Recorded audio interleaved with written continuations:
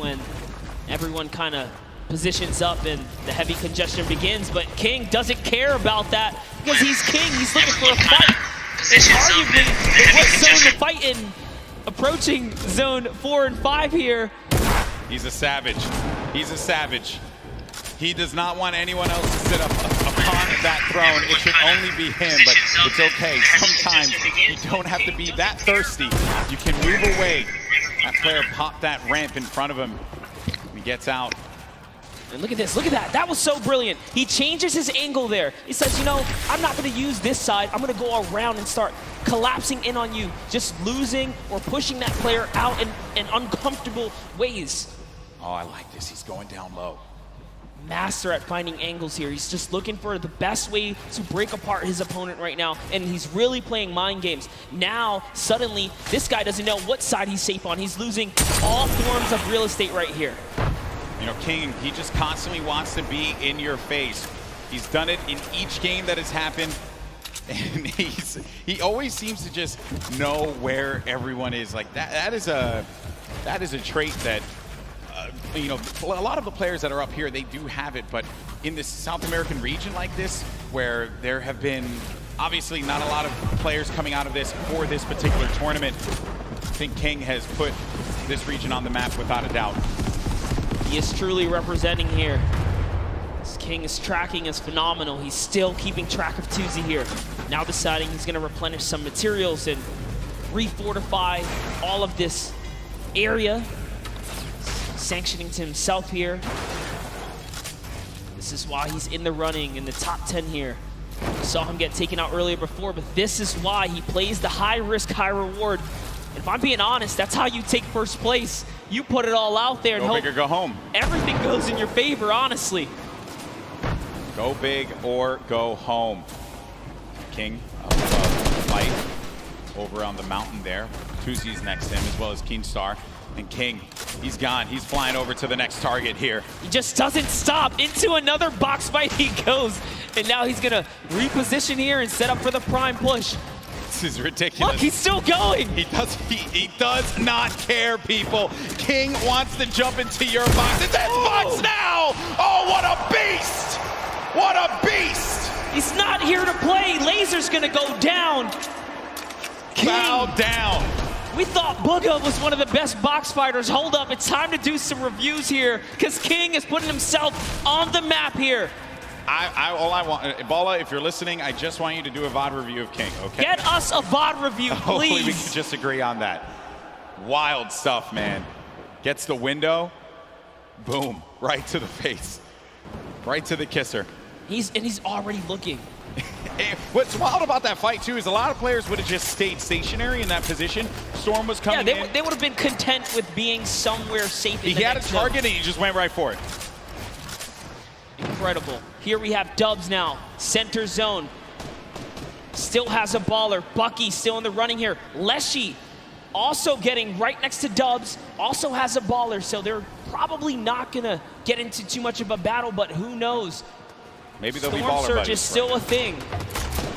Maybe there will be baller buddies. Maybe. But you're right, though, about the Storm Surge. You really are, because if you're not putting in damage, 0 eliminations for Leshy right now. How many fights has he actually gotten into? Someone's going to be above. There's Dubs. Minigun. That minigun goes right through your builds. Very powerful against structures. Dubs, only with 2 eliminations, is actually the match leader, and that's because he's just pinging other players. Yes, just damage leader. And we just talked about Storm Surge. That's why you want to be proactive. You want to shoot at anything that moves.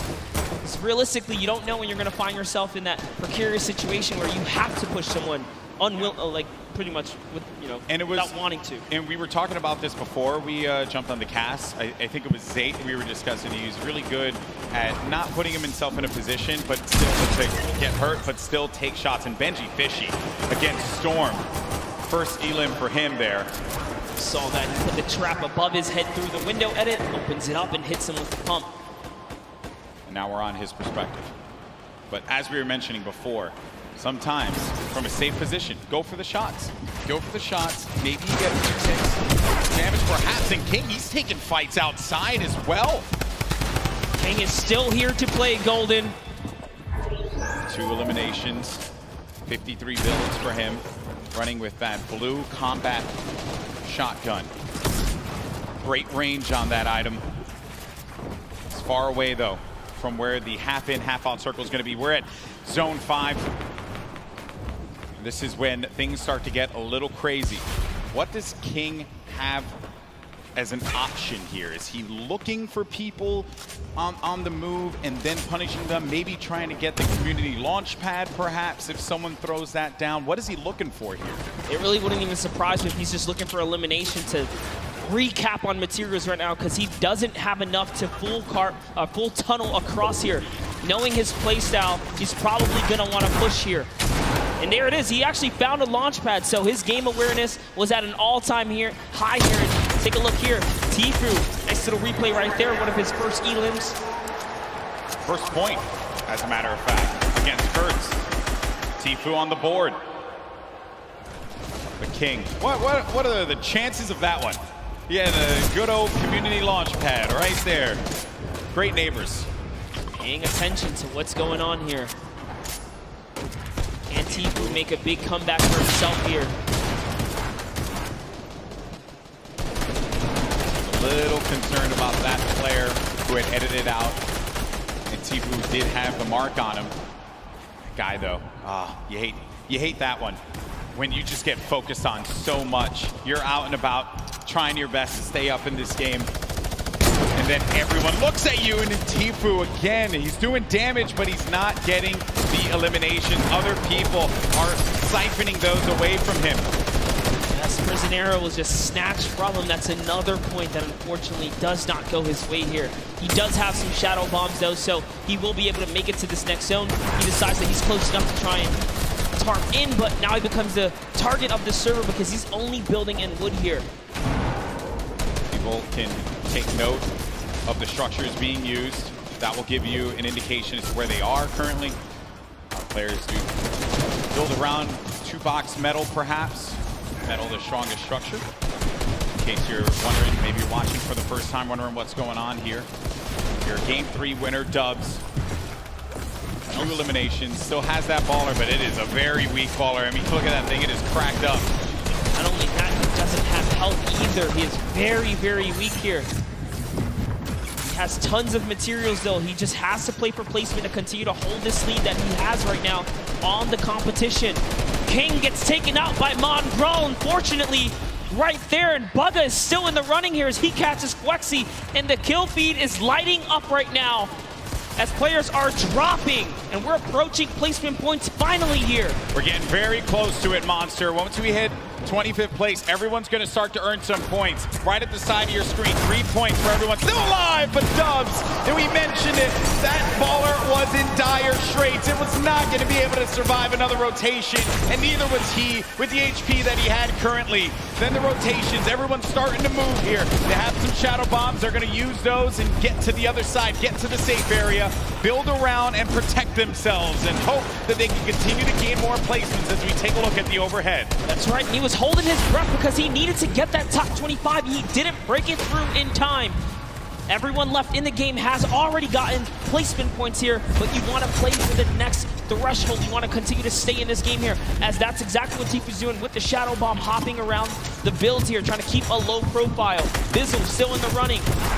One of the innovators when it comes down to tarping and pushing out with effective and clean builds. Just one of the greats of Fortnite altogether.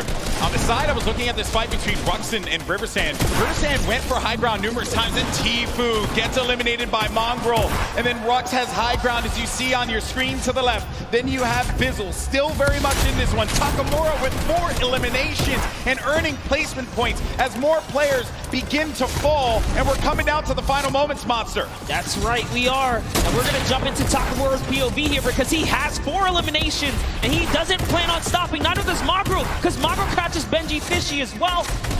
Taking a look here at Takamura, tarping out. He is going to fall down, and he's going to get shot a few times here. What's he going to do is he's going for the high ground. He sees an opportunity. It's his to take. Now jumping over with Mongraal's in the low ground.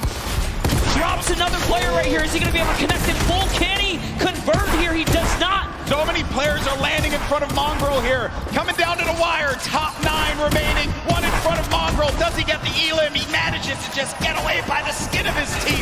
And now Mongrel gets up to the high ground.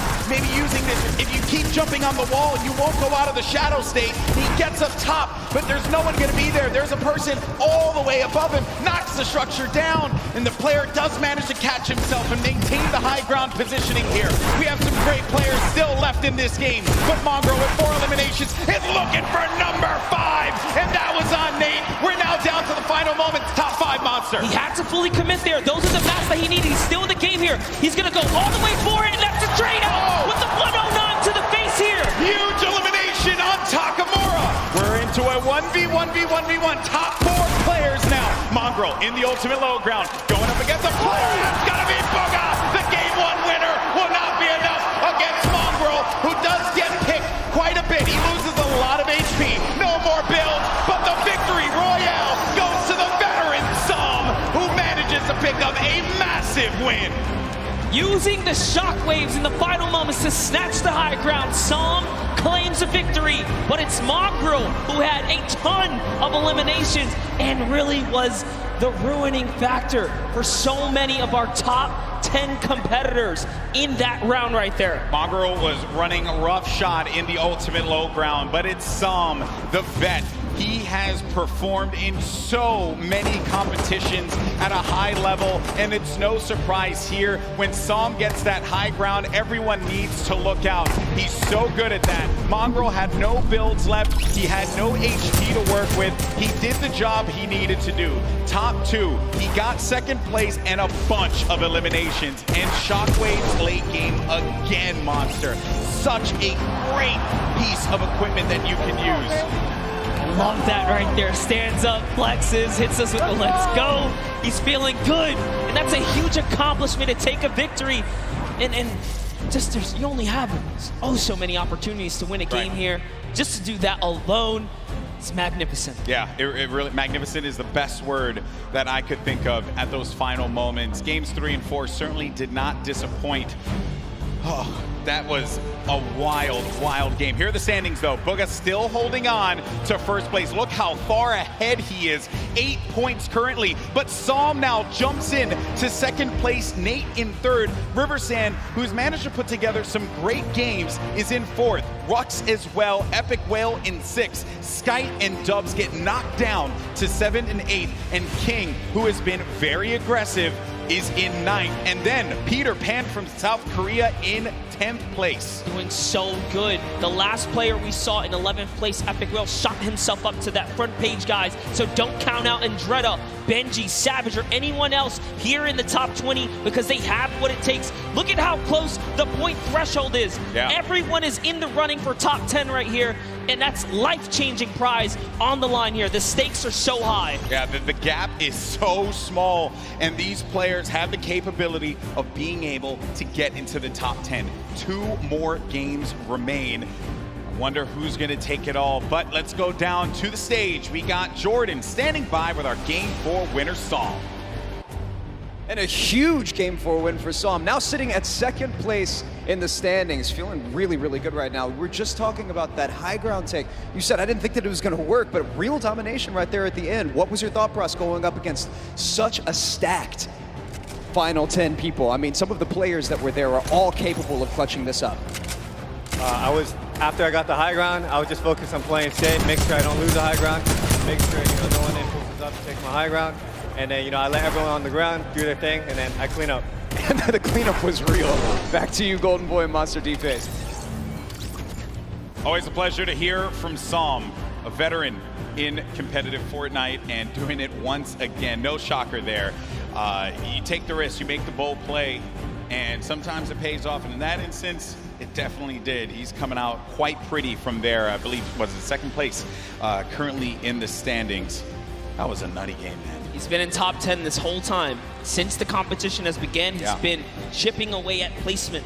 And that last one was a huge victory for him. And that is exactly what he wanted and needed here to keep him relevant. Yeah, so many great moments in that game. And while we had the best seat in the house, there were some moments that maybe we didn't catch. And the good news is we got one of the best VOD reviewers in the game. Balla standing by to break it all down. Thank you so much, GB. Yes, we have 2 games remaining, and it looks like Sam and Booga repeating that first game success early on. They're going to move forward at the top of the leaderboard, but for now, we're going to take a look at some of Rux's performances and some of his shots that pushed him up to 5th. So while we roll these clips, Rux, in the end game, first, he set himself up brilliantly in the early game against Arkham. We've talked about Arkham a number of times. This duel has been going on every single game here. Rux takes the better of Arkham and gets the loadout that he needs to push on forward here with the infantry rifle and the combat shotgun, and heals to boot. Only 1 mat remaining through this entire time. Doesn't quite get those mats after finding the elimination onto Core Gaming, so he's working through old structures here, other players' structures. And that's when you start going sneaky beaky mode. He stays crouched, make sure that no sound is coming through for that elimination onto Slaya. He had high ground at this position. A nice shot there onto Light. Unbelievable flick shot with the combat shotgun. And then this is when I believe it was somebody else took high ground here. Beautiful retake. It's Stompy. Rux brings himself up into 5th place with that. We'll see if he continues to climb, but for now, we've got 2 more games to go. Gentlemen, back to you. Thank you so much for breaking that down, Bala. Rux, who has been time and time again showing up in the top 10. We always see his name, whether it be solos or even in duos, along with his teammate Pika. They always have great events. So no shocker there, but this is, what a wild ride, right? We've been on 10 weeks up until this point. All these players from around the world. I love looking at that top 10 as well, man, because it truly is a great international game that we have here with Fortnite. Yeah, you saw it unfold. Like, who would have thought King would be the man to show up today and be, like, honestly, the energy for the arena here, because he has had some of the wildest moments so far in his journey through this World Cup weekend. Yeah, that's right, that's right. It's been a wild ride here, but that's going to do it for myself and Master D-Face the Boricua, boys. There we go, brother. Always a pleasure to cast with you. Now we're going to go to a quick break. When we come back, Courage and Dr. Lupo take the stage one more time, and then we crown our Fortnite World Champion. We'll see you in just a few.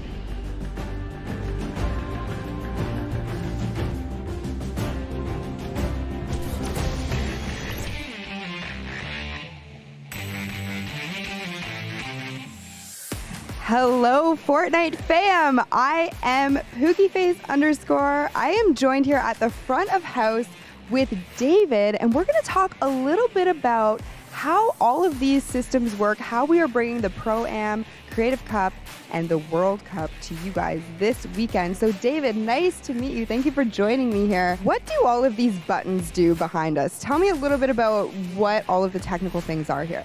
So basically this is controlling all of the lighting and all of the video for the entire show. We're pushing out all of the videos that you see on all the screens, any camera shots that go up there. And then we're also making sure that all the lights are at the right levels for player faces and everything else. So it's your job to just make everyone look great, is technically what you're saying. Absolutely. Now, I know that you have some facts about the lights, the LEDs. Give me a little bit of some factoids about how all of this production pulls power and, you know, what goes into all of this. Absolutely. There's about 1,200 lighting fixtures in the room currently. We have about 18 4K video outputs to go to all the big screens. We're running about 98 million pixels worth of video space, and it's taking about 2,000 amps of power, which is about enough to run about 15 homes. Thank you so much for taking the time to speak with me today, introduce me to all of these working parts. But there are so many more things that go into all of this. So when you guys are out in the stands watching the World Cup this weekend, you have David to thank for everything.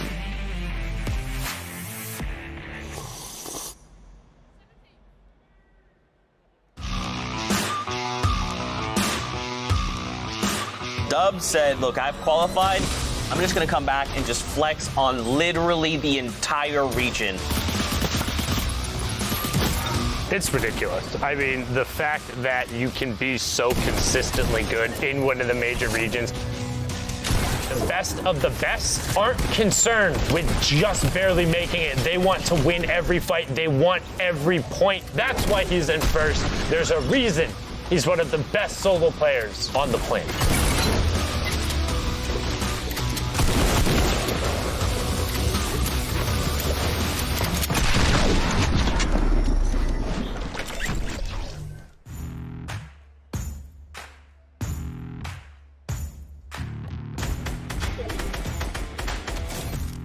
안녕하세요. 저는 이제 팩스폭스라고 하고요. 저는 아시아 서버에서 이제 뉴욕 진출했고요. 이제 나이는 17살입니다. 저는 이제 위크 1에서 이제 처음에 솔로 4연승을 해가지고 초반에 이 점수를 거의 다 따가지고 그냥 후반에 맘 놓고 하고. 4 victory royales and he averaged 8 elims. Obviously first place. That's unbelievable. 이제 아시아는 스크림 같은 게 없기 때문에 저는 연습을 제대로 별로 못했기 때문에 아마도 일단 운에 맡겨야 될 것 같습니다. Hi, New York City. Oh, okay, Factflox. I'll take you out for a good pizza. I know a couple good spots. 이제 한국에는 포트나이트 유저가 별로 없는데 진짜 응원하겠습니다.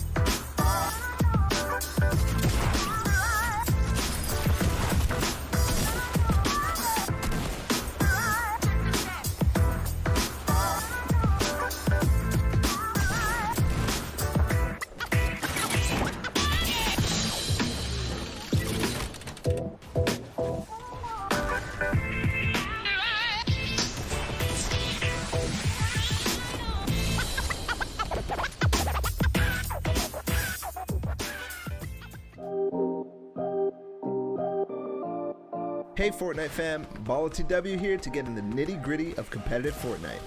The final circles in competitive Fortnite are packed tightly with both action and players, all fighting to get the victory royale. Let's introduce one of the most common techniques used to outlast your opponents in those congested final zones. What is tunneling? Also known as snaking or pathing, this is when you build a protected tunnel while running away from the storm and into the next safe zone. When these safe zones get so small, this becomes very, very important, as there can be opposing players on all sides of you. Here's an example of the most basic tunnel, the straight tunnel. From your base, you simply build straight towards your destination straight ahead of you, with the floor piece below your feet and above your head. This is the most basic and also dangerous version of the tunnel, since you're not covering horizontally. You're exposed from your sides. However, you save materials by doing this. The materials you spend covering your sides quickly add up. Then, if you need to go diagonally to get where you need to go, you'll often see players do the diagonal tunnel. At its most basic, it's very similar. You're just changing directions as you go, once left, once right. This is very useful since sometimes you'll encounter enemies that you want to get away from on the road to the victory royale, or the next safe zone is in a diagonal direction. So just change directions and move, but make sure to stay safe from the storm. Now we talked about how you're exposed from your sides. In both versions, you can add walls to either side, or both left and right, or even in front as well. This gets really hard really fast, and this is why it's so impressive that not only are these high-level players tunneling so fast and without error, but at the same time going for crazy plays on unsuspecting opponents to rack up elimination points as well as placement points. It's a lot to take in, and oftentimes they do things so fast that you can't even keep up. Watching players like Cease, Bizzle, Mongrel, Benji Fishy, and all the players playing in the Fortnite World Cup Online Open play from their tunnels can be jaw-dropping. So there you have it, tunneling, one of the most important skills in competitive Fortnite. It's pretty simple at its core, but at the high pace of these congested endgames, it gets complicated. That means you need to practice, and make sure to hop in creative mode and do just that. You can practice it in the open on your own island, or use one of the many amazing pre-built training courses that creators have made. This was BallTW, and we'll see you in game.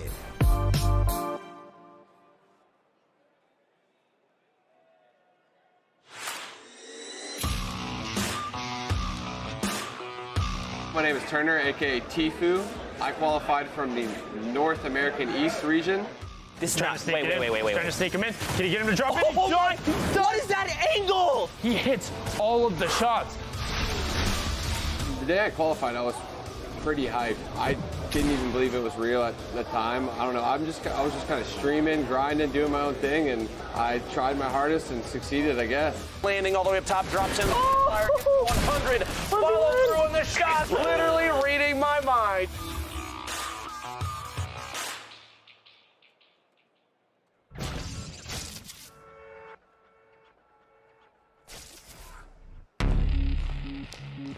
He's a special player. A generational talent. He has qualities that not a lot of young players have. So mature, so dedicated, very rare to see.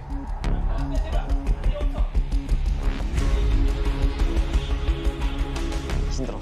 안녕하세요. 저의 이름은 김도환이고 플레이어 닉네임은 후드제이입니다. 나이는 그리고 14살입니다.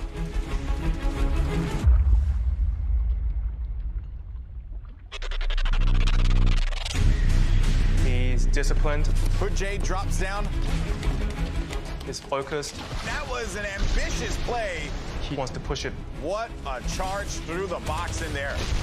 That's what he needs to do to become the best.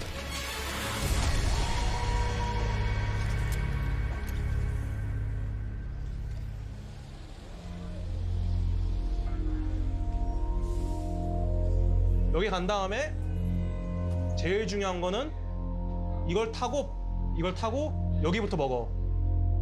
요 지금 이쪽에 그 상자. I'm Juno. 이거부터 먹고. I'm the coach for T1's Fortnite division. 페이탈은 여기 안 밀어.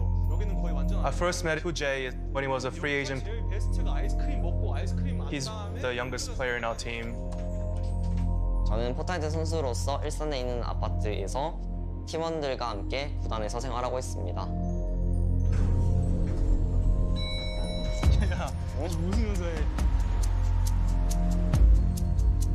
놀거리가 가장 많고 저희 팀원은 가족 같고 가족보다 뭔가 좀 더 끈끈하고 좀 더 위인 그런 팀인 것 같습니다. 점점 무서워. The team really looks at Hoodjay as the little brother that everybody wants to take care of. 저는 일어나자마자 바로 옆방에 있는 연습실에서 포트나이트를 할 수 있다는 거에 대해서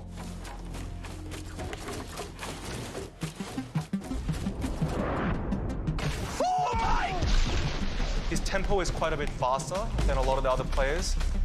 Hoodjay runs on forward. 아무래도 건설이라든지 편집이라든지 그런 부분이 좀 재미있어서이기도 하고 제 목표를 달성할 수 있기 때문입니다. 저는 포트나이트 게임을 시작할 때 이기자라는 목적으로 많이 시작합니다. Tags him and brings him down to the victory royale. He wants to always be creative, always change up his playstyle and steal the tempo from his opponents.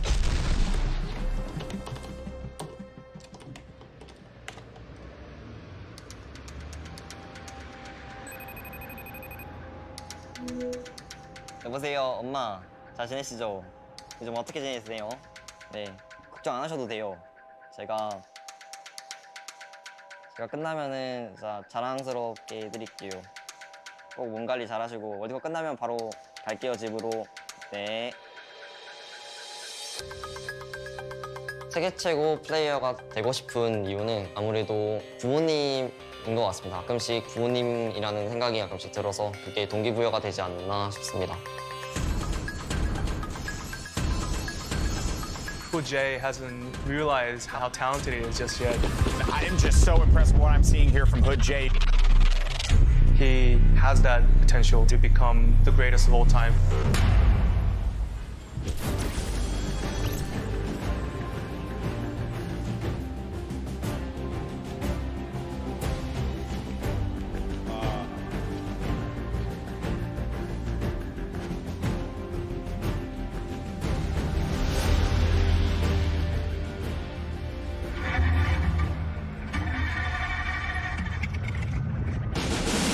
Ladies and gentlemen, it all comes down to this.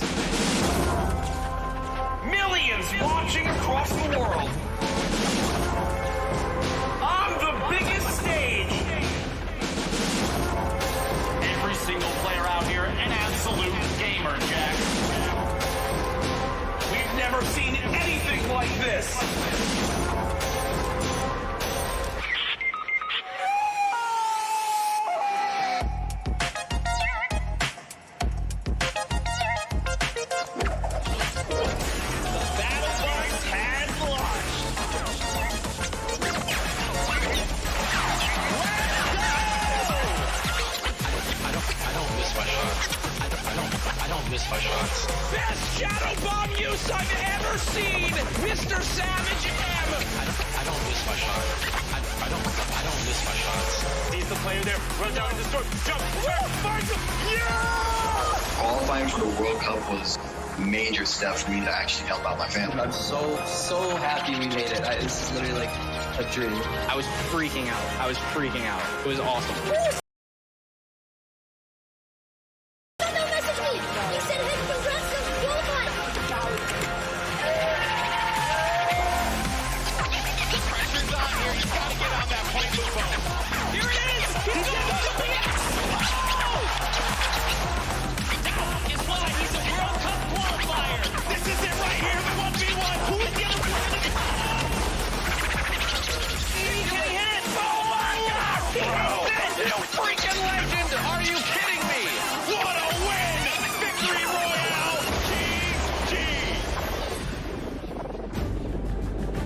Ladies and gentlemen, huge shout out to Mike Realm spinning over there, guys. Give it up for him.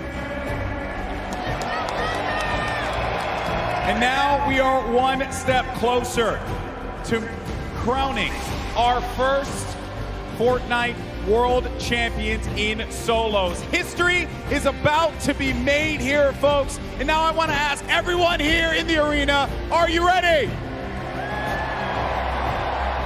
Let's do it one more time. I'm going to ask you again. Are you ready? Let's send it over to your casters for the last two games, Courage and Dr. Lupo.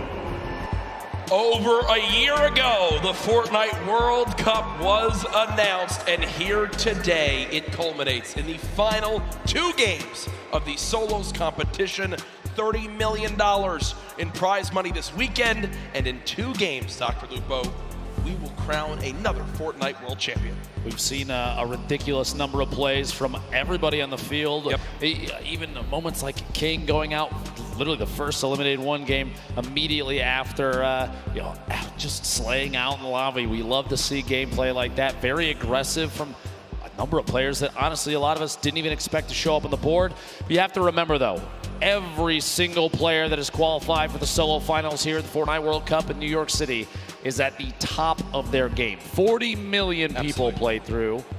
This is what's left, the best of the best of the best. We know the storylines continue throughout this lobby of the 100 best players in the world. We have two games left. Our standings, well, they're very close, and Sundown's going to update us on where they lock up. Thank you so much, Lupo and Courage, with only 2 matches left to decide who is the world champion solo player, who is the best of the best of the best. We're gonna take a look at what the standings currently look like and what needs to happen. So the first thing you're gonna see right away is the runaway train Bugha up top. 1 victory royale leading the pack with 15 eliminations at 37 points, 8 points clear. But we talked about it a little bit yesterday and a lot during the qualifiers. What is a reasonable game to expect? We've seen a lot of the victory royales today actually coming from more passive players. They've been getting around 11 to 12 points apiece. We've been seeing high volume eliminations happening in the early and the mid game. But right now, looking at this board, Peter Pan sitting in 10th place right now is just off of the mark. He's 16 or 18 points off. With a reasonable game, he could challenge towards that. Let's take a look at the second page, because then from 10th to 20th, it is a 4-point difference. Mongrel with a fantastic performance in the last game pushes himself into contention, and this top 20 is the line where you will see an increase in that prize bonus. You want to be at minimum on this page when all is said and done. 2 matches are left. We have already seen world champions crowned in creative and duo. Who will be the ultimate victory royale and who will take home the title? We're gonna throw it back inside and see the final 2 matches. Lupo, Courage, let's take it home. Thank you, Sundown. The standings so close, all for the coveted trophy that you see on your screen, the title of Fortnite World Champion. 15 million just for this solos competition, 3 million for first. With 2 more games left, who do you think comes out on top? I would love to see the 13-year-old from the South America, King, show up big. I mean, he's put on a fantastic show thus far. You have to remember, just one slip up, one bad game, that's not enough to take you out of the lead. He very easily, a solid high elim game, a top placement, doesn't even have to be a victory royale at this point. With how well he's played. He could make his way to the top with ease. Can anyone catch Bugha at the top of our leaderboards? The lobby is ready. Ladies and gentlemen, the battle bus launches in 2, 1. Game 5 underway of the Fortnite World Cup Finals Solos competition. Can they catch Bugha? His lead remains from the incredible Shockwave plays earlier. All 100 players in the biggest day of their entire lives fighting for their big share of the, well, $3 million first place spot, $15 million in total. From last game, saw him a last-minute clutch there. Took home a victory royale. We're going to watch his drop in here as well as everybody else near the top of this board. As we go into these later matches, folks, keep in mind we're going to try and keep an eye on those that are closest to contention for that world champion position. Very, very important to know that. Go to the board there. You see 4 of the 5 llamas in the very south edge of the map, starting at Salty all the way down to the east of Happy Hamlet. One more all the way to the top middle. Those getting picked up early are very, very important. A baller for Psalm already at the beginning of the game. It's like he may have been the only one to drop up here. And are you kidding me? A Jug, a proxy grenade launcher. Sounds like sure. He's only averaging 1 limb per match. You can see, but he's in 2nd place. So the value's so key for placement. Has placed in the top 18 of every match. So we played 4 games.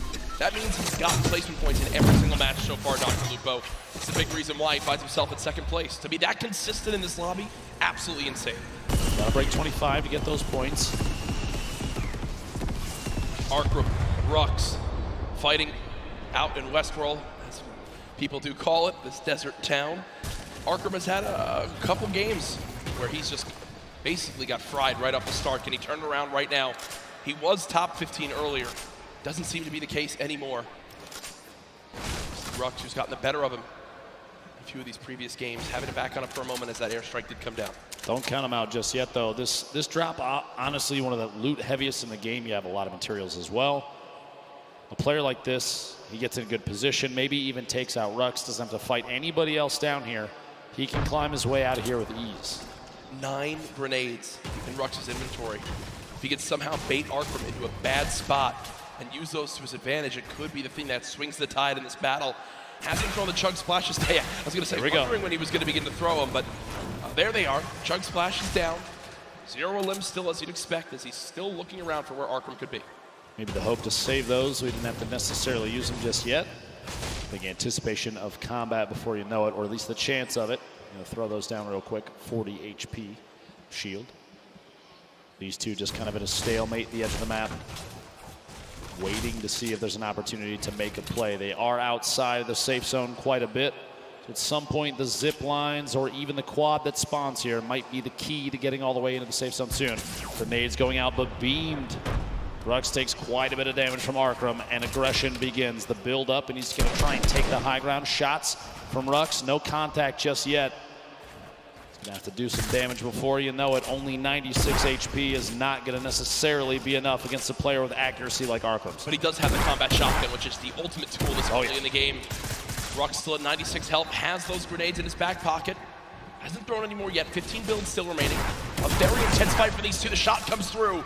Down to just 41 HP. Rux versus Arkrem. Who can come out on top? Rux still with high ground. Arkrem down below. Will he begin to throw these grenades? It doesn't appear so. Only 6 builds left. And remember, with only 2 games remaining in the competition today, this could spell disaster for their final performance. Arkrem popping 1 shield. Definitely has a major health advantage, but still, height can make all the difference as he has the combat shotgun, but looks like for now, he'll just back on up. I was anticipating if Rux had made a tag, if he'd gotten damage on Arkrem down at the bottom of that building, I would have expected a push. a chance to pick up the 50 HP or shield because of Siphon.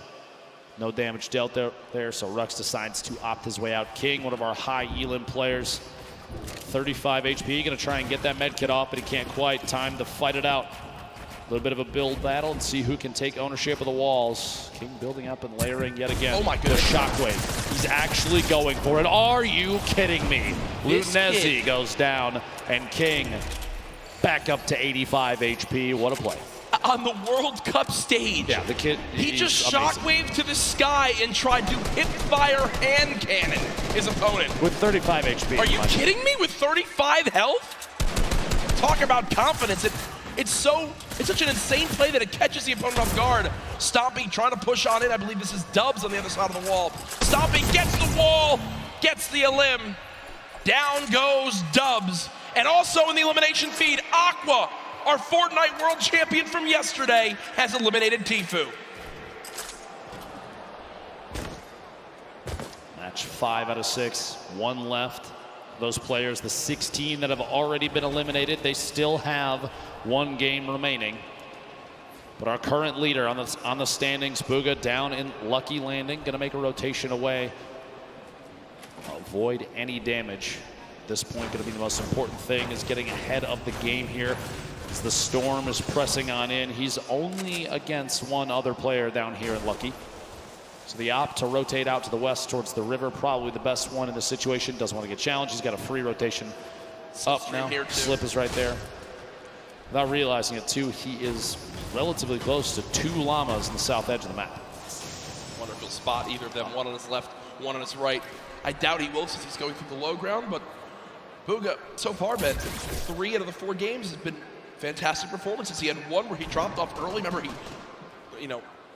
was eliminated within the first 10 players in the game, but still keeping his lead because of how well he's performed in the other 3 games up to this point. Teak did show some aggression there for a moment, but decides, nope, I'm going to fall on back. Don't want to take this 1v1 out in the open. Would rather go continue to loot on up, earn more materials because, hey, 45 builds, you think, that's a lot, but not in any case in a competitive lobby like this. And, well, since he fell back, he's able to get himself a combat shotgun. Feel good about that. Clicks in the feed, picking up an elimination on Nate. Down to 81 players remaining as this first circle starts to close. 52 seconds left before that happens. And this first zone, very central on the map. No super drastic rotations need to come on through. Here's a replay from earlier on of how Aqua challenged and eliminated Tfue. Tfue goes for the slurp, Aqua gets the floor, and Tfue stands no chance, can't even fire a shot. And there's the frustration from Tfue, as he knows he has not had the day he's wanted. One of the biggest names in competitive Fortnite, one of the winningest players of all time, getting shut down here at the Fortnite World Cup Solo Final. I would say it's definitely a different playing field than a lot of these players are used to, no matter where they hail from. It's the first time that we've had multiple regions from the entire world all play within the same lobby, the same setups. It's all on land here, so it's just a different scenario for everybody. Especially on top of that, if you have younger players that have never had LAN experience, nerves can potentially play into it. But she pushes into the box, gets inside, and the elimination. Robabs goes down here in Neo tilted. And I like that a lot from Lecce, right? Because he's got 200 HP. He's already done a lot of damage to his opponent.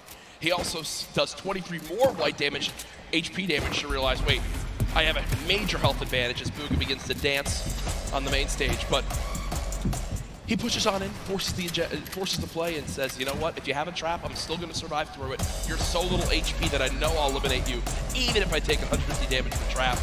Bugha, I mean, I guess this is kind of the mindset he has right now. I'm in first. I've got shadow bombs, I've got a launch pad, I've got everything I need. Banny, if you want to play this game, bro, you can play this game. But Bugha dances, and his opponent says, no thank you. No dance battle for me today, I'll back on up. It's enough to pressure him to rotate Imagine away. dancing and scaring away your opponent. That's when you know you're good at the game. Whenever you dance, you scare me away too, Jack. Don't worry. 73 players remaining as Cease picks up an elimination. A reminder on the right side of your screen, the format for the day. Match 5 of 6. We have 10 points for a victory royale. You make it to top 5, it's only 7. If you make it to top 15, that's 5. Top 25 is 3. And every elimination on the board is an additional point. And also keep in mind, ooh, a big 46. The white damage, a good signal for Bugha that player most likely won't challenge unless Almost that's the only thing they have left. No pressure there. He's an opportunity to just rotate away cleanly.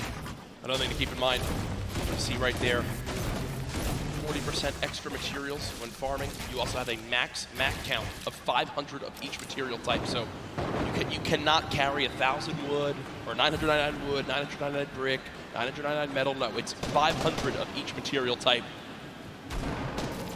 Players building inside this new structure, the corpse of the monster that our glorious mech defeated to save the Fortnite island. Hashtag team mech. Ooh, a solid hit there. Scalar gonna pressure from above, knowing that that ramp was closing it off for just a second. Gonna try and take it to the wall to edit from above. Surprised he's not throwing a stink. Doesn't own it just yet. Very good question. At some point, that's gonna have to come out. Maybe pressure the player off of that campfire. Still can't get it. There it is. Still can't get it. These stalemates for taking walls, one of the highest pressure situations, because you're on the verge of a box fight in which your opponent, you know they're going to push in. They have a trap that might take a wall and place it. Go shotgun shot 160. The blue pump. Very, very powerful. That's a 160 to the jaw right there. That's what people missed about the pump shotgun when it was vaulted. As we all know, recently was brought back into play, and for reasons like that, so good in the up-close fights. It's, for a lot of people, the one spot where it just completely outclasses all other shotguns. Obviously, 4 shotguns in play right now in competitive Fortnite. Storm Surge did pop up, but it went away almost instantly as this lobby has dropped a little bit quicker as things have gone on. People maybe getting more desperate, challenging more early game fights to see if they can get an advantage.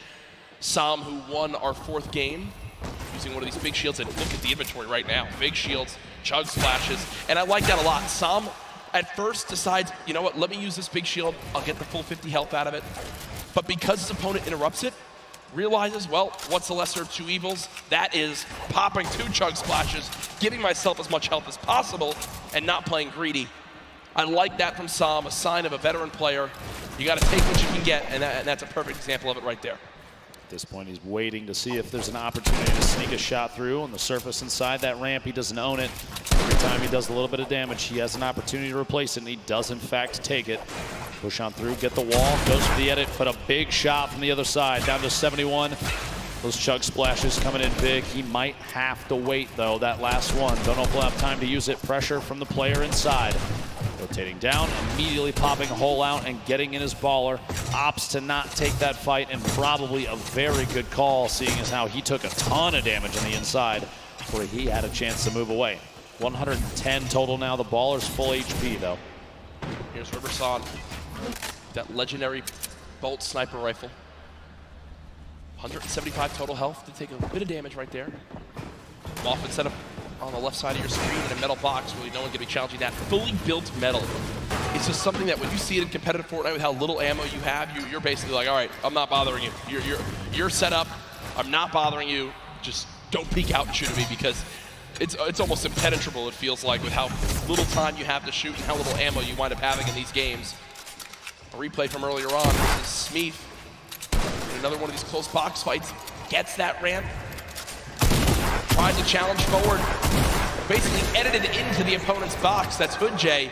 And will get the combat shotgun. So a major upgrade from a common tactical shotgun up to a combat shotty. And I'm sure everyone that plays Fortnite knows just how good that is. But back over to Riverson, who's, well, rolling on through the river. I just have to say, I'm a little surprised that he opted to take the bolt over Shadow Bomb. Looking at late game Fortnite, especially in competitive, oftentimes you see stacks of players on top of each other and no opportunity for a snipe. The Shadow Bomb is going to be a mobility he's not going to have. The baller's gone now. Yeah. It's in some spots. I don't know why he didn't take the Shadow Jack. To be honest, I think Riverson viewed that as, all right, I have this baller. I'm going to play around the baller being my, well, Shadow Bombs for this game. And that's not the case. That was what just happened was the worst thing that could have ever occurred for Riverson. His baller's gone. He's got no movement items left, and now he's stuck on this mountain in a box fight. Just quick note, Epic Whale is currently in 6th position. Riverson in 4th, so this is a battle at the top of the leaderboard, stuck inside a box, up back and forth. And Epic cannot quite find the target. Riverson picking up a big leaderboard elimination right there. That is a moment where I think nerves get to you a little bit. 100%.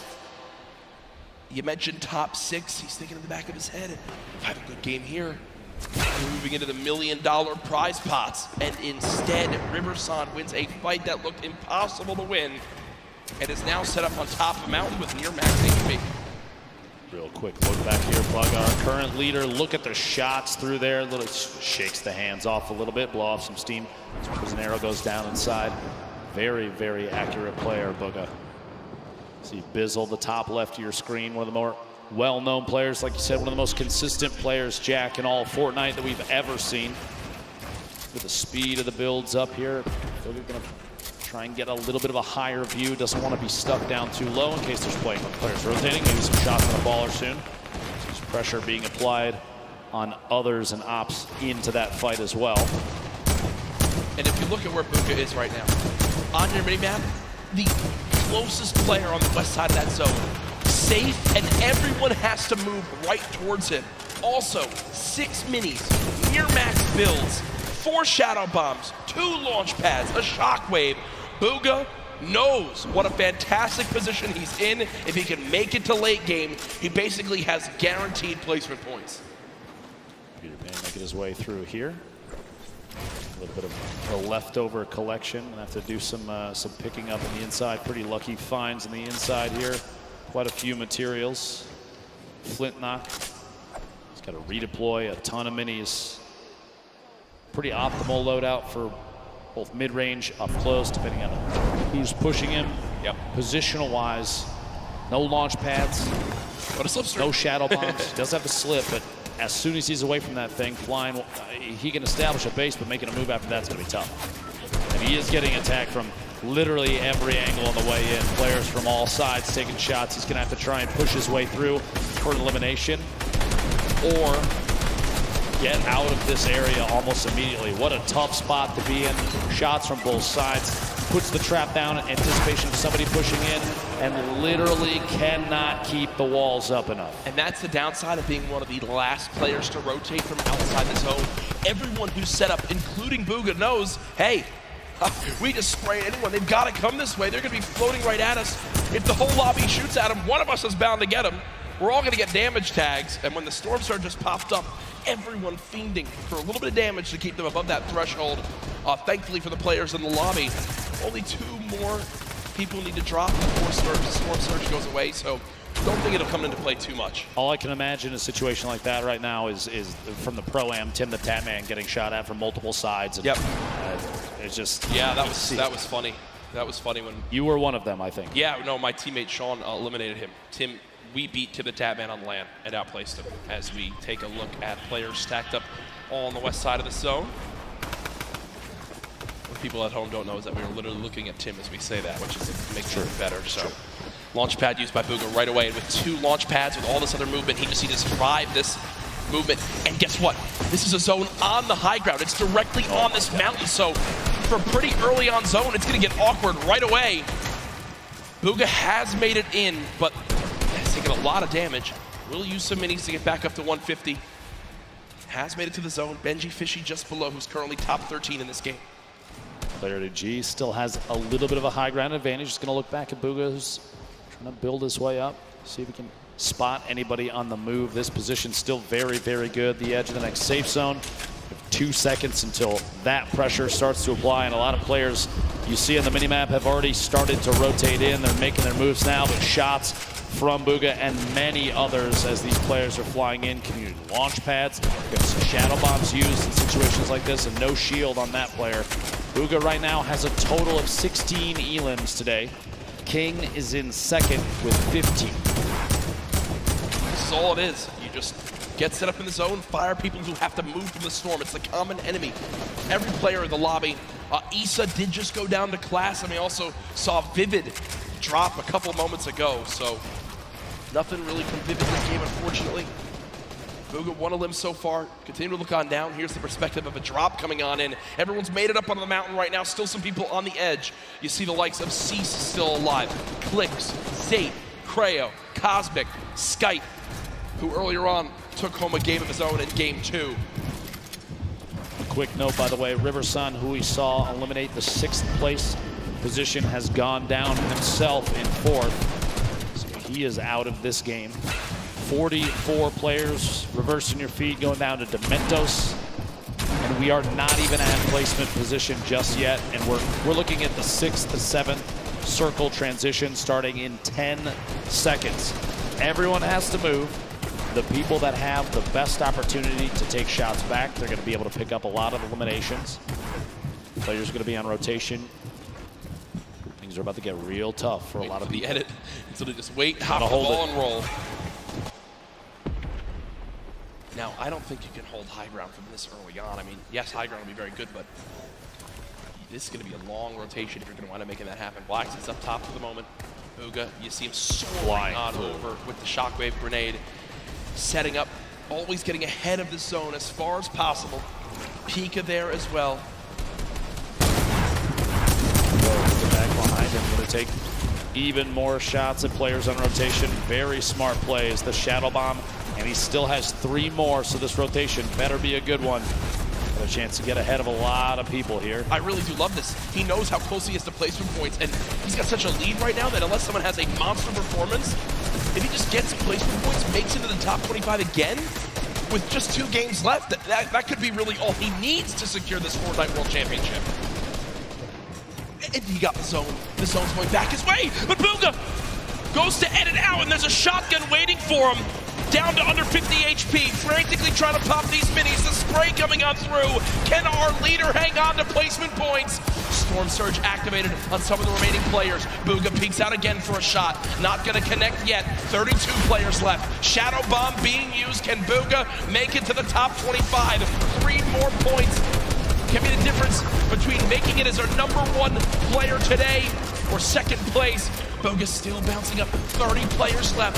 Just so frantically looking around for potential victims. You'll notice as soon as they're box to box, right next to another player, players like Bugha will opt to build straight up. 1 more, 26 remaining. If 1 more goes down, he's going to pick up placement points.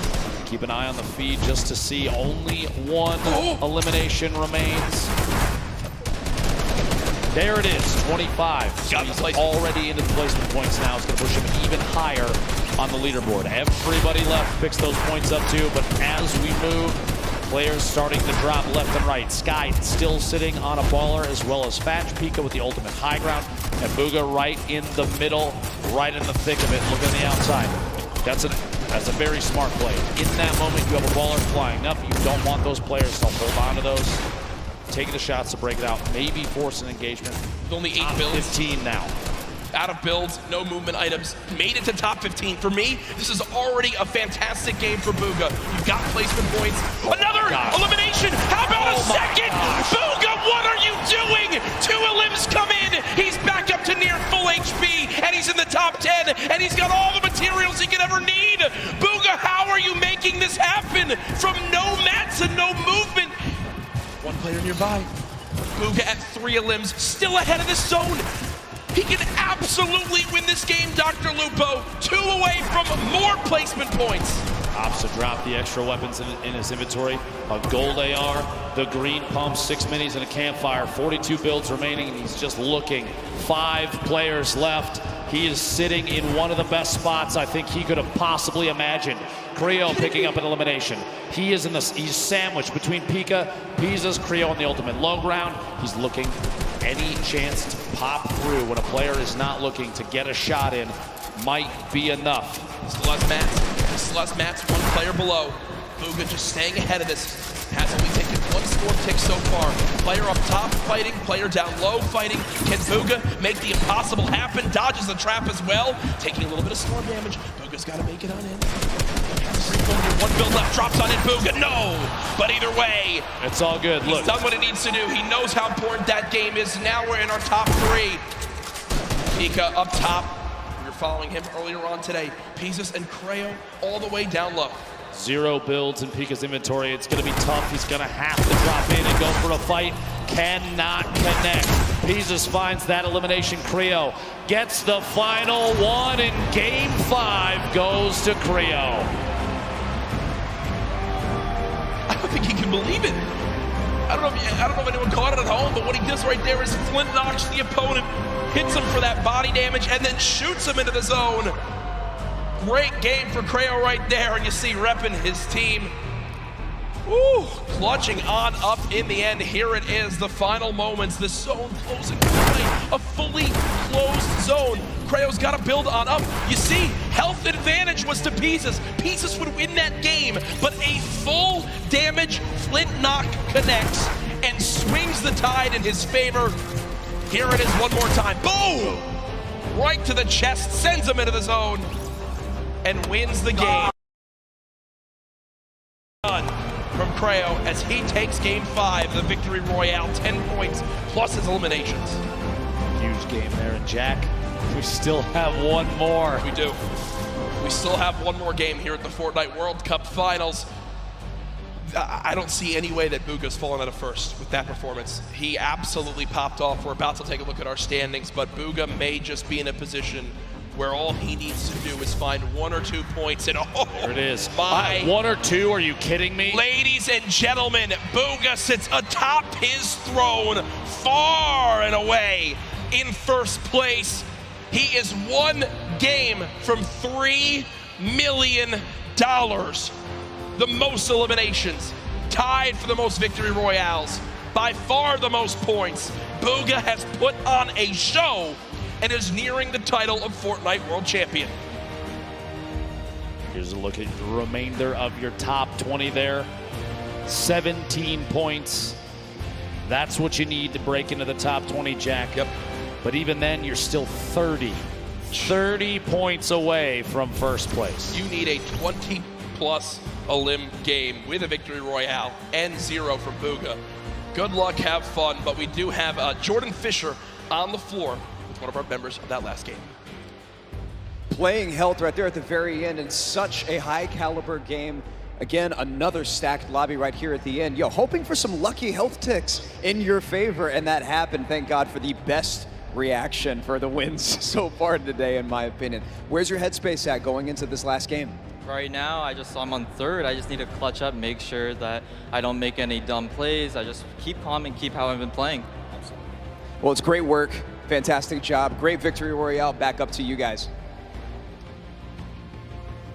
Great to hear from Creo right there as he takes game number 5, the nerves in those final moments. You saw the celebration. I think he even almost couldn't believe how it all ended on up. But victory royale, you know the difference between 21st and 20th is over $60,000.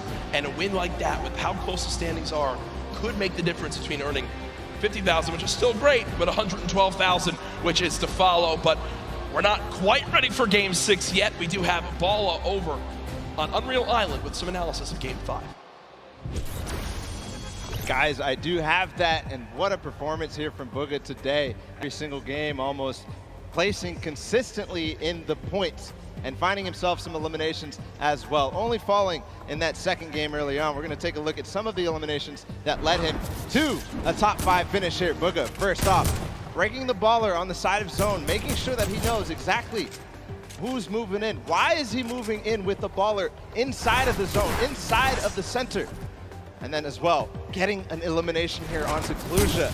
Absolutely amazing job by Bugha there. He actually got into top 5. So an amazing finish. He's got 2 points from that, plus all the other performances, other placements in that match. We've got only 1 match remaining.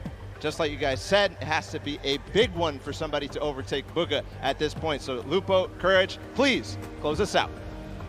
Thank you, Balla. As you know, so much on the line here this weekend of the Fortnite World Cup, but it is not the only thing that people are excited about with Fortnite right now, Dr. Lupo. There's always so much going on, and I'm sure a lot of people in this sold-out arena know this week it's time for a new season. And yes, indeed.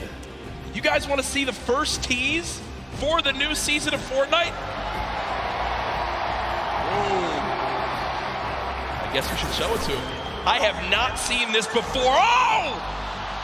All that Epic told us is think back. August 1st, 2019, the next season of Fortnite. Is that what I think it is? Is that what I think it is, Dr. Lupo? CD in the 3rd, I bet, is going nuts right now. Jack, Dusty Depot, Ladies and gentlemen, are you guys excited for the next Fortnite season?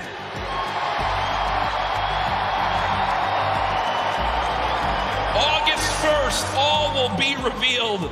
And my God, I got the chills right now. That's the first time we saw that. They don't show us anything. It is.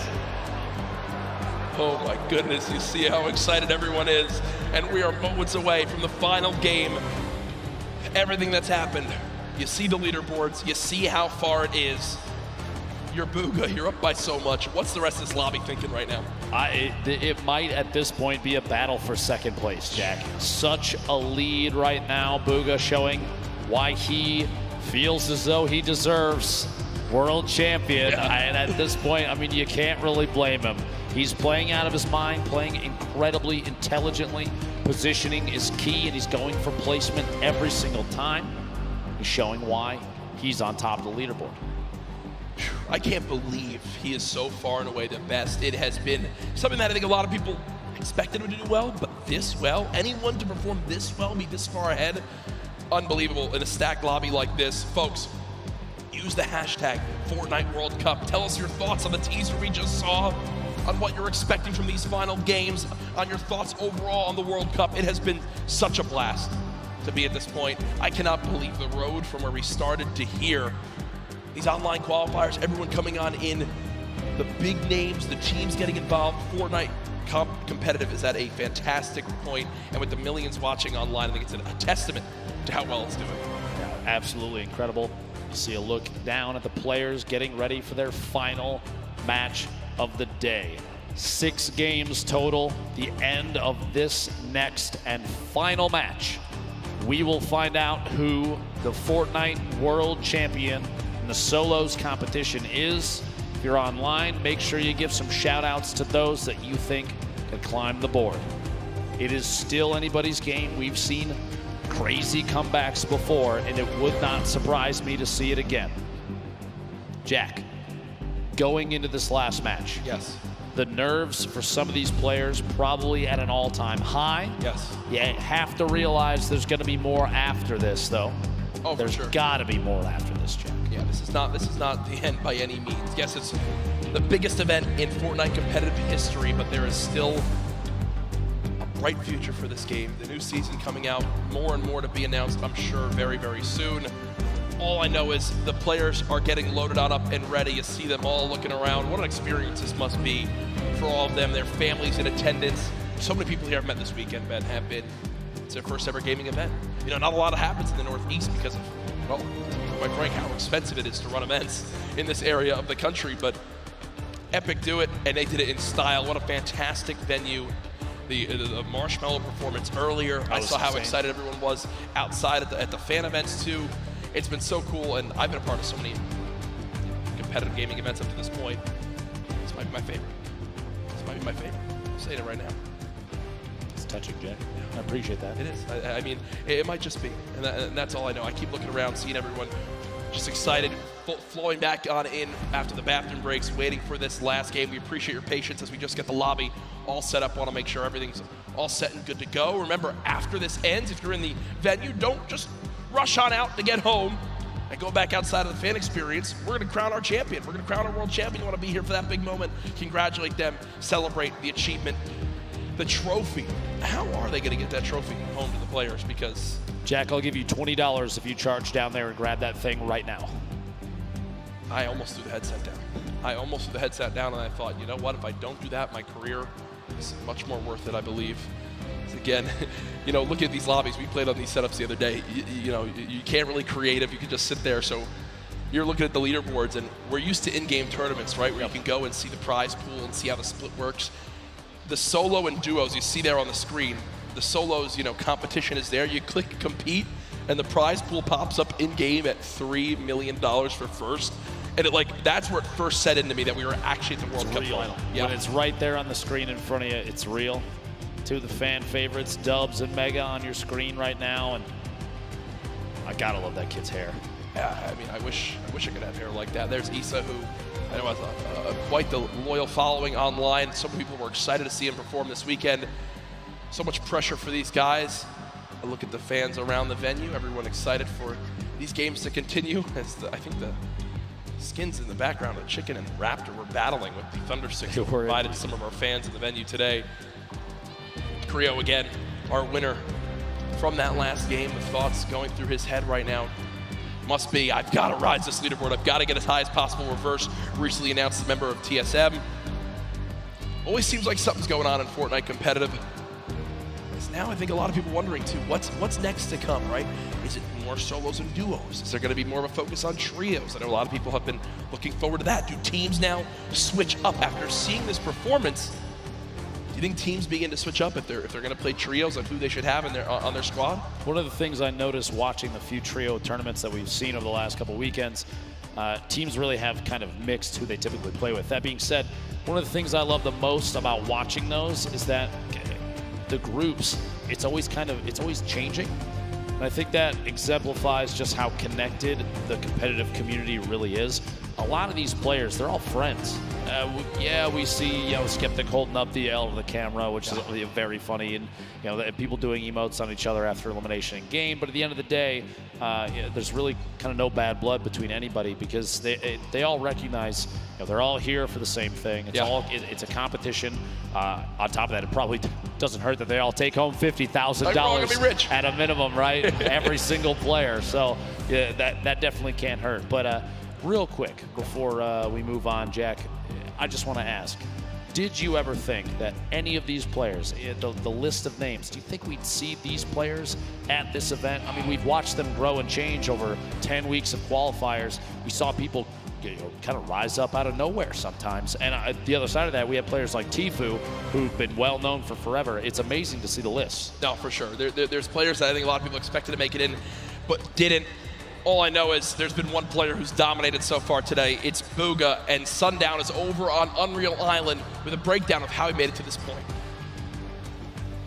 Thank you so much, Lupo and Courage. And with one match left in the Fortnite World Cup final, one match to put everything on the line, the Sentinels player, Booga, has dominated the entire competition. He said from the very beginning, I don't care what's going on. I'm going to do me. I'm going to challenge every single player. I'm going to play aggressively. I'm going to look to get in their faces, get in the end game. The player who qualified from the start made a name for himself after the host and continuing running through. Let's take a look into some of his eliminations and how he's been able to build himself a 15-point lead over the best of the best in the world, and he's doing it by intelligent rotation, getting to the far side of the zone, and then hitting his shots. Kid, Bugga says, bring the rest of the lobby on. I'm looking to go aggressive. We talked about King and his shoot first mentality, but the difference between King and Bugga is Bugga chooses his spots when to go. He knows when he needs to hold off, when he needs to be safe for a second, and when he can go aggressive. You see him stall just for a minute there against Creo, who's pushing in to the top 3, and he is able to execute the game plan, come up with the victory royale, and keep pushing forward. Now again, right now, he has 0 elims, able to pick up one right there, but he's chasing back into the storm. He's not looking to run forward, he's looking to catch them afterward. And same thing there, dropping down, picking up Kinzel, breaking the trap. And this one in particular, incredibly well done. With the infantry rifle, laying down the shots, able to pick that one up. And the one thing I really like to see about Bugga afterward, every single time he hits those shots, real quick, he's just making sure he gets everything clean. No sweat going on him, no sweat indeed, because he is sweating out the rest of the lobby. If you see Sentinels Bugga running at you, you need to be defensive or disengage, because he is not letting it go. He wants the top spot. He wants to be your wire-to-wire leader, and he wants to name himself the best Fortnite player in the world. One more match left. Lupo and Courage, take it away and close us out. Great stuff, Sundown. Got to tell a story of how our player in first place has made it this far. Again, we appreciate your patience as we just get a couple things sorted in the lobby, but I believe I've received word. Everything is set. It all comes down to this. Millions and millions played online. Only 200 qualified for the Fortnite World Cup Finals, and this is the last game. The battle bus has launched one more time. The Fortnite World Cup Finals ends right here.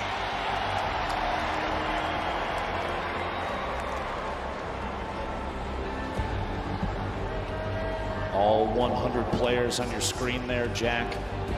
Booga sitting out in front of everyone thus far. A commanding lead. Rio, the winner of the previous game, flying in there in the northeast corner of the map. Spread of players across the screen. There's your top 10 on the left side. Booga, Song, Creo, Skype, Nate, Riverson, Rux, and the rest. Average placement thus far of 25th for Creo. Only 8 eliminations, but 30 points. Enough to put him in 3rd place thus far. One thing to remember too, yesterday, Zate and Saf held on to the lead the first 5 games, and it slipped away in game 6. Booga has been in the lead for all 5 games. He has never lost the first place spot. Will he suffer the same fate, or can he close it out right here to remain our Fortnite World Champion? Booga, by the way, hails from Pennsylvania, 16-year-old player. Sentinels qualified the very first week for the World Cup. He's probably just got his first part-time job to try to start earning money to buy himself a car. But instead, after this, could walk away with $3 million. Dude's gonna walk on in and say, I quit. Can't wait for him to get home. As you know, imagine he wins $3 million here. His parents are gonna ask him to take the trash out, and he's gonna laugh. Yeah, right. He'll just pay his butler to do that, I guess, at that point. As Cease currently set up, not many builds. One of these very early awkward fights. Cease knows that as well. You look at what he has: a common infantry rifle, 25 shots, and a drum gun, 0 ammo. Jack, one of the first 4 to go down in this match is Skype, who was in 4th place. Wow, so a little bit of pressure already gone from that top spot. Cease just looting for the moment. 2 chug splashes. If I do, as he throws them down, can you see all the players surrounded outside this Sunny Steps side of the map? Cease continues to bounce around for the moment. Not many AR shots left. Will get some out of the ammo crate, which is good. Everything counts. And the farming of stone continues. Moffin and Zate outside of Loot Lake, just fighting on the outskirts of it. Moffin just kind of building, walling against any pressure from Zate. Doesn't want to get caught on rotation. Interesting loadout, that gold combat very early. That's a very solid pickup to start this match. Single shockwave remaining. Legendary grenade launcher. Drum gun in hand as well. I mean, talk about a great starting inventory. As we do swap on over. Blaster in a fight. Outside pressure plant. One player nearby, only at 73 HP, but again, when you're in this far into the tournament, you kind of get to a point where you just got to go for it. You got to just force an engagement. You got to get the points up. Shot comes on through. Not able to get it done as of yet. Blaster still healing up. Will have bandages to get back up to, I think, 75 HP. The feed, it looked like Tfue picking up an elimination. Let's see here how things play out. 90 players remaining. The first circle starts to close in 50 seconds. Bandaging on the egg. Blaster just hanging out here. That player down below. Going to see if he can take shots here in a second. T-Chub's going to roll all the way down. Looks like no engagement going to happen here. Yarko, Sledwicki, 2 players that have faced off against each other a number of times. Going to go for the wall. And in fact get it. Gets the angle inside and pushes on through. A solid aggressive play from Sledwicki to pick up his first elimination of Game 6. Very clean, and that will end Yarko's Fortnite World Cup run. Solid performance earlier on. We'll see where he stacks up with the rest of this lobby when it's all said and done. Reminder, this is our final game here tonight. Use the hashtag Fortnite World Cup. Get it trending just like yesterday alongside the millions of people watching online. Sam, who is our player as well, near the top of the leaderboards. What can he do in this last game? Can he make the trek to try to catch up to Booga, who was 15 points ahead in first? Pika 1v1. And angled down through a handful of edits here at Mega Mall. He's going to push around the side and try and make his way inside Mall itself. Pika earned 12 of his total points in just the last match, and I think that says a lot about what is possible. In 11th place when we rolled into this game, Pika trying to find a way inside, pushing down through the outside. Maybe does in fact get the wall replace. Are you kidding me? Used the shockwave to get down the wall that his player inside was smacking out with it. That's unbelievable. He basically called the bluff. He called the bluff. The guy was trying to break the wall to secure it for his own. Pika was like, okay, break the wall for me. I'll just replace it my own. And he does just that. Pika, full HP, 2 slurp juices, 6 minis, a very good assault rifle and a shotgun, but it looks like the aggression doesn't end here. Wall instantly broken. Pyramid's placed as well. And he can just continue to play these box fights. Really use the shockwave to try to drop down his opponent again. Said it once. Wouldn't surprise me if we use that same tactic here soon. At this point, 100 HP, 100 shield. I do not blame him for being aggressive here. Knowing that players may be a little sparse in terms of loot, he's trying to track Keemstar on the outside, rotating around the edge of Mega Mall. These two players going to end up on top of each other before you know it. Oh my gosh. Floor loot. Okay. A heavy sniper rifle. And another slurp. Okay. He's like looking for it. It's like Batman. See him watching. He's waiting. Dropping on in, does use those audio cues to try and track down the opponent underneath. Opts to back out of the fight for just a second. Get a different angle. Pika's awareness inside Mega Mall is insane. Knowing exactly where his opponents are and exactly when to push. Already picked him 1 elimination using those skills. Gonna see if he can find a second player in the slip. Going for the snipe. Oh, and he can't quite connect. Imagine what would have happened in this arena if he hits that shot. Dab. He dabs after it. And he dabs after it. He's like, all right, this is mine. See you guys. That's Hood J, the only remaining player in the Mega Mall area. Pika just gonna go back, loot on up. You know, another slurp still inside, so Pika knows if he gets in a fight, he can get the elimination. Even if he's weak, he can pop a slurp, go grab another. Don't think that's gonna happen yet. We'll shift our focus. There's Boog on your screen, Core Gaming and Benji Fishy. Within a couple boxes of each other, maybe a fight will break out here soon. Snow rolling in the top right as well. Looking out in the baller. Lalia, ball boom on your screen. Edges there, Lalia being quite a bit. A ton of damage taken. Meanwhile, back at that small town in the southeast corner of the map. Banny, Arkram, back in a 1v1. Most likely, honestly, round 6 of these two facing off the beginning of these games. 73 players left. The Storm right on their backs. Things are going to start moving here in a minute. But these two decide to fight it out right now. He phased through the floor. Could have opted to go up. Misses the shot. A little bit of damage. Down to 140. Going to opt for a mini. Even just the 10 shield might be enough to save him from Arkram. We'll have to see here. Pressure with the stink.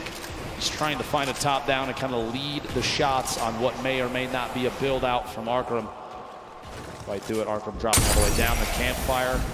And he's going to drop that on one corner in an effort to push Arkram out of the box. Unbelievably, honestly, what a shot from Arkram, the bottom there. A quick edit on the ceiling, shot comes through. Health very similar between the two. Slight advantage to Arkram right now. Have to imagine that almost every 1v1 between these two has played out so complexly. If we're watching this right now, I guarantee you this is not the first time we've seen it. What a shot, a quick flip and edit on the ramp. It's cat and mouse. It's literally cat and mouse in this fight. This is one of the most insane 1v1s I think I've ever seen. 64 HP remaining. Bandy's gonna have to back all the way to the top. Maybe the campfire down. Just a second gets dropped in. Gonna have to wall against that. The ramp to save him. One chance for the minis is going to wall off. Still back and forth between these two titans. The campfire goes down. As soon as that wall edit happens, the ramp inside just to prevent any push from the opponent. Arkram finding another angle might be the only option at this point. The campfire, though, is going to have dealt a lot of HP back to Banny. Shot through, can't quite connect. Here we go, pressure up top, and oh my gosh. Dude. The pyramid block. Finally, the Storm deciding it's time to play the fight out. And Banny goes down. Hey, great fight though, man. That was insane. That went on for a full 2 minutes. I love that we got to keep our eyes on that, but moving across the map now, it's Pika. We were complimenting so much on how easily he can move through these boxes in Mega Mall, how he can navigate these areas, and it looks like that same exact pattern is continuing. It's Flexi, who's at a major health disadvantage, but as I say that, does hit a quick little shotgun shot that I think will push Pika away for a moment or make him reassess what he's doing. Maybe a misclick. It looked like he didn't really mean to do that. Actually, he's gonna have to try and take some sort of aggressive stance soon. A minute on this storm before it closes, and he's not in the next safe zone. Rogue Shark on your feet, picking up an elim. We're down to 68 players remaining. Outside of that 70 range before the storm starts to tick on you. Pika, no wall in place yet. He's just trying every chance he can to take these walls.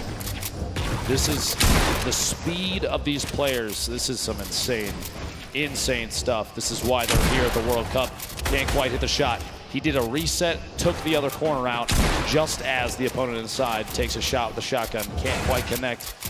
Still going for these wall replaces. Big hit there, down to 16 HP. And he's got no mats. He's got 2 total builds, so with the zone pushing as well, this looks like it's got to be a Shadow Bomb play.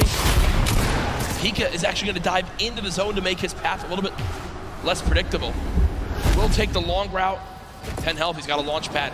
I'm going to tell you right now, Pika is not happy. Yeah, you see him kind of sigh right there. Uses both Shadow Bombs, uses all the materials he has. Literally can only build 1 wall, can't even box up for safety.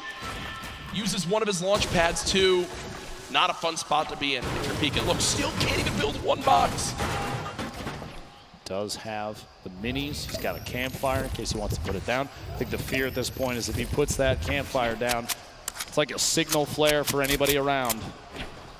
This is the box to push. Meanwhile, Tfue, Dusty Divot flying across, landing near more opponent builds potentially.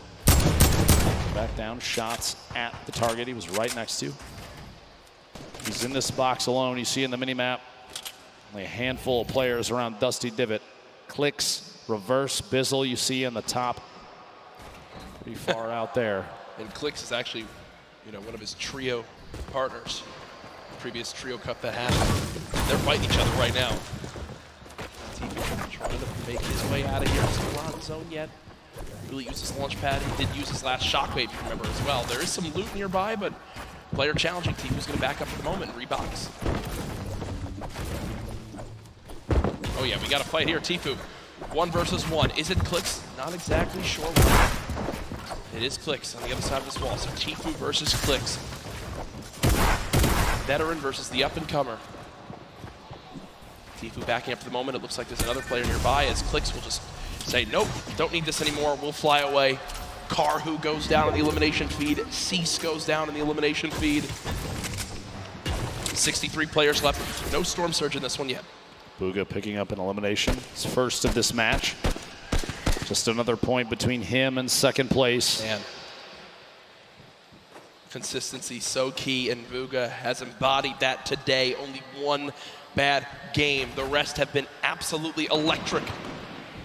Bugha's just sat up with the high ground in the zone, waiting patiently for this lobby to drop on down. Snazy now 1 box away from an opponent. 54 HP, needs to perfectly edit one of these walls and get a shot down range. You see his opponent not sitting still for any moment.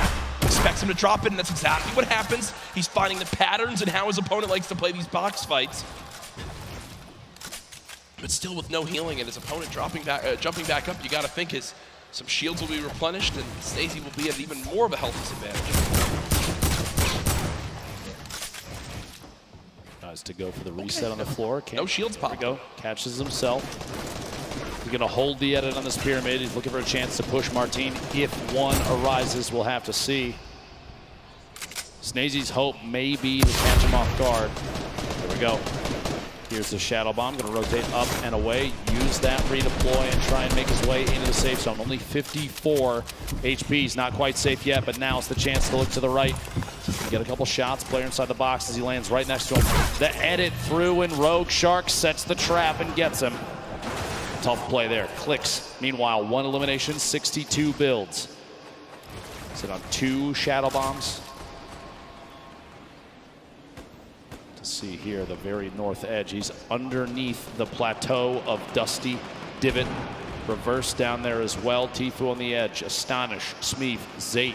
So many players stacked up near each other. And oftentimes you do see players utilizing the already built structures for easy wall replaces. No surprise. Popped up next to inventory looks great, but he just doesn't have a lot of ammo. Imagine he picks up one elim on someone who is, can kind of fill those numbers up. Be looking at it. It'd be a great spot for late game. 7 RPG, still very, very good. 69 total builds down to 60 now. 56 players remaining. Ladies and gentlemen, this is the final game of the solo competition here at the Fortnite World Cup. It literally all comes down to this. 5 players will become millionaires right after this game. Tfue just picked up his 3rd elim. Still has a launch pad, some great loot on the player that he just took down. But he doesn't have the zone again. He does have 2 launch pads, and I'm going to use one of those. He wants to make sure he makes some of those placement points, and there it comes. Launch pad used. Will Tfue get beamed? Right, this is one of those moments where you're just thinking, Ben, please don't shoot me, please don't shoot me, please don't shoot me, please don't shoot me. Looks like he'll make it up through once he... Literally flying past the windows of opponents, going to land on top of the second structure. Somebody underneath. Start layering up 86 builds, still has another launch pad. Has a boogie just in case maybe a baller rolls past close enough. He can boogie the player directly out of it. Try and pick up that elim, jump in the baller and roll away. Even in a clutch situation, the Boogie Bomb can give you an opportunity for a free shotgun shot on someone that may be unsuspecting. The loadout here, look at this, 2 campfires, 10 redeploys, 2 shockwaves, 6 minis, but no medium ammo, Jack. A crazy note with Booga. When the Fortnite World Cup qualifier started, Booga qualified in League 1, in NA, in 1st place. From the moment Fortnite World Cup started, he finished atop the North America region. And now in another spot again where it can happen, and he's just dancing up top. He knows really this is his to take unless someone has legitimately the best performance ever in the history of a Fortnite competitive game. Booga should be our Fortnite World Champion. Tfue and Benji Fishy fighting on the bottom right of your screen. Sam, who's trying to contest and take that throne. This was the replay, did get his 1st elim of this game, and you see the fist bump right there. That was Clicks who gets cut down. At this point, 51 players remaining. This lobby is going to get very, very tight. Going into this match, Psalm was 2 points ahead of third place, but 15 points behind 1st. Talk about a lead as we've just now hit our top 50 in this game. Arkram goes down. Psalm, 1 elimination. Can he close the gap? If you think about it right now, he's still 15 behind, Ben. Booga's still in this game. What he needs right now, Booga to go down, and he needs 5 more elims and a victory royale, but no! No! Psalm gets caught off guard. It's Zate, and as that happens, Booga gets an elim. The pieces are falling into place, and Booga's about to call checkmate. Tfue on your screen here. 3 eliminations. Still has the launch pad, sitting on a pretty similar loadout. Not a lot has changed as he's waiting, biding his time, looking for eliminations up above the rest, though. Booga hasn't had to move in 5 minutes. Nope. He's had height, he hasn't had to move in 5 minutes. He's sitting so pretty. Here's that elim that we missed when Psalm got taken out. And are you kidding? Look at him laugh. Look at him absolutely laugh. Quick 1 tap on Storm on the move. It's a gift. Is it his birthday? That's about as free as it gets. Booga might be the luckiest player with zone placement I think we've ever seen in a competitive Fortnite match. Sitting atop his tower, a castle of metal, unthreatened. And he built it with metal earlier, and he just kind of hoped it would work out this way, and it did. He's been sat here for so long. It basically sums up the leaderboard. This is the leaderboard in the game itself. Booga on top, nobody nearby, no threats, nothing. Now with the zone moving, everyone soaring, and this is where it picks up quick, folks. The final moments of the Fortnite World Cup. We're watching Booga. Oh, please. Oh. Imagine. Right up picking up a pair in the feed there. Fledermoys and Dubs both go down. Going to be two very good eliminations there. 38 players remaining. Top 25 is when placement starts to come in, and Bugha is looking for shots on everybody flying around. Still has that high ground advantage. Peasus and others looking to try and contest it. Benji Fishy moving up as well. Ballers still rotating in the low ground. Tifu making his way across. A lot of damage coming in. Only 1 minute in the inventory and 15 builds remaining. A tough spot for Tifu. He's so close to placement, but can he survive? King with elimination. Player count continuing to drop. Bizzle, Takamura, Zate picking up multiple eliminations. 30 players remaining, 29 to get closer and closer. Benji Fishy goes down, Tifu eliminated in the box. Kurtz picks that one up. That will end Tifu's Fortnite World Cup. Zate drops off high ground for the moment. Bugha's still alive in this game in the bottom right of your screen, still at max HP. He's made it in the top 25. At this point, it's basically a victory lap. Yeah, he's getting beamed out of the sky, but he doesn't care. He'll drop on in, pop some minis. King on the top right had 6 limbs. The guy's an absolute brawler. The 13-year-old should be so proud of how he played today. Lulboom up top, Crew, the double qualified player as well. Picking up another elimination. Takamura goes down. Bugha now into your top 20. Mongrel, your Fortnite World Cup is over. Vivid's still alive in this game. It's Crew with 4 limbs atop our leaderboard right now. Has most limbs of who's still alive. Bugha there as well. Has all the ammo in the world, not a lot of materials. Let's see how he weasels his way out of this one. Lulboom, the ultimate high ground T-Chup going for a challenge up top. Does in fact take it over. Meanwhile, Bugha, box fight for his life. A little back and forth here. He's waiting to see if this player rotates out. There it is, a big shot. Another elimination. And he's got near max materials. Kidding me. He's gonna trap the ball. Oh, the ball escapes. The absolute scenes right now. Bugha still moving through, and at this point, it's a sign of respect. We've got to watch this man continue to dominate. A statement is being made. Dr. Lupo at the end of this game, he'll most likely be crowned the best Fortnite player in the world. I've never seen anybody play in a competitive Fortnite match with a smile on his face like this kid right now, but he is absolutely dominating every single player he's run into thus far. Looking for a shot here. Quick couple of edits. Rotating back away, pressure from above, and he's immediately going to wall that off. The kid's top 10. He's smiling. He knows it. He knows it. Absolutely ridiculous. 9 players left. Unrelenting is Bugha. Hasn't dropped out of first since today started. There's all the remaining players. Running low on materials, but he still wants more. 4 limbs in this game. Box it up for a moment. Pyramid comes through. Bugha still alive. Shots going down. Can't connect with that one. 1 build left. The final moments of Fortnite World Cup. Oh my gosh. Bow down. Surprise. Bow down to Bugha. Doesn't even matter. 4 players, 3 players remaining. It's a fight out for the victory royale in game 6. 2 left. 1v1.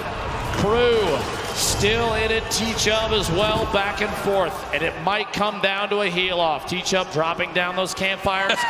We'll see here. Crew following it all the way in, and T-Chubb goes down. Crew with the victory royale. Crew with 7 eliminations and the victory royale. The monster performance at the end of it. That could have just secured him hundreds of thousands of dollars, maybe even over $1 million by just that game right there with how he does. But ladies and gentlemen, there's no way anyone beats him. Your Fortnite World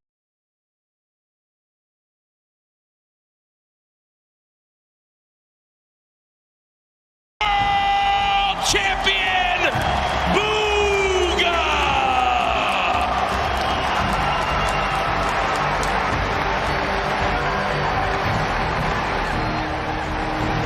$3 million richer, the biggest individual prize victory in competitive gaming history. Millions watching online, and folks, he didn't narrowly win. He absolutely took the best Fortnite lobby in history and taught him a darn lesson. Ladies and gentlemen, one more time for your Fortnite World Champion solo winner. There's his family looking on. Hey, get double chicken. Get the extra meat, do the whole thing. He's buying, I'm gonna tell you right now. And there's the dance. I don't know what that is, but I'm gonna bet his dad if he's got moves like that. And that's what it's all about. Booga hasn't moved, as we'll probably need security to get him to leave this arena. Ladies and gentlemen, let's give it up again for Booga, your new Fortnite World Champion.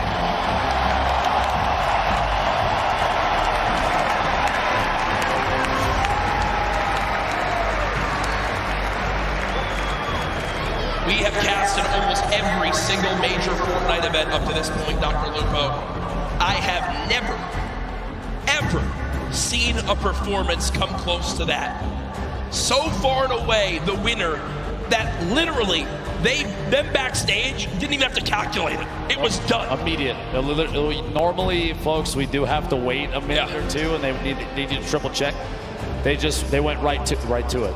It was absolutely ridiculous. Insane. Out of the gate. The trophy presentation, by the way, is coming up very, very soon. But Jack, Booga from game 1, a 19-point victory royale to start the entire thing all the way to the finish. He nearly Good doubled. Lord. He nearly doubled second place. 59 points. That is one of the most dominant performances in competitive gaming history. Second, congratulations to Sam, who beats out Epic Whale by 1 point to earn $1.8 million. Epic Whale, Creo, King there as well. You see Crew, Skype,